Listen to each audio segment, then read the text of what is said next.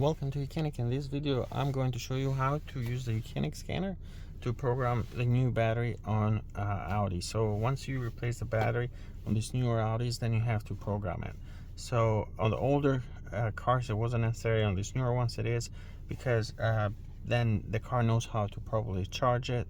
These newer cars have a much more higher demand on the battery, so the charging is a charging cycle that goes on, then the car stores about the battery. So I also need to know what type of battery it is, like whether it's AGM battery or whether it's lead acid AGA or lithium ion or so on, so the car can charge it properly. So we're going to use the YOUCANIC scanner to do that.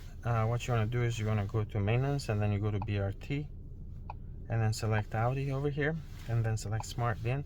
It will auto detect the correct model using the VIN number. If it doesn't, you do manual selection, and then you just select SUV, and then you can just select the engine you have, TDI for if you got diesel. Here we have this one, gasoline engine, now 2.1 TFSI, and then that battery after replacing, select that. That's your only option anyway. So now the ignition needs to be on.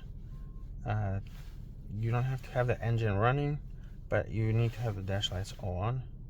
And then here you have two options: display battery information, so you can see what battery is currently installed, and the serial number, type, capacity, and so on. Press OK there. Match new battery, this is where you want to go. And it says, you should only do this when you install a new battery. So battery capacity, usually this is typically printed on top of the battery, but if it's not, you can calculate it. If you know the cold cranking amp and cold crank CCA and CA, you can calculate the ampere hours of the battery. In this case it's 60. Ideally you want to stay with the same battery capacity of what you have in there. And then battery type, here you can, let's say it's a AGM battery, press OK. And then here the manufacturer, which one it is. So you have quite a few in there.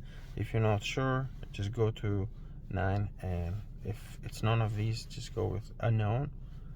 Let's go, we're gonna go with 2 with Excite, and then you press the serial number.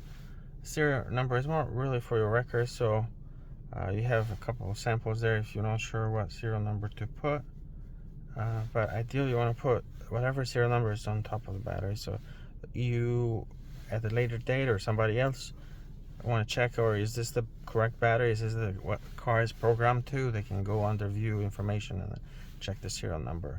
So that's how you do it.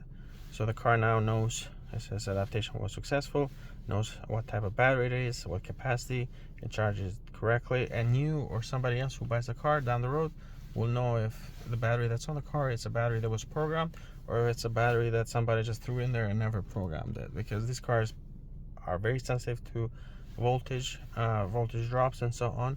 So it is a very good idea to make sure to register the battery on your Audi. Thank you for watching YOUCANIC, where you can be the mechanic.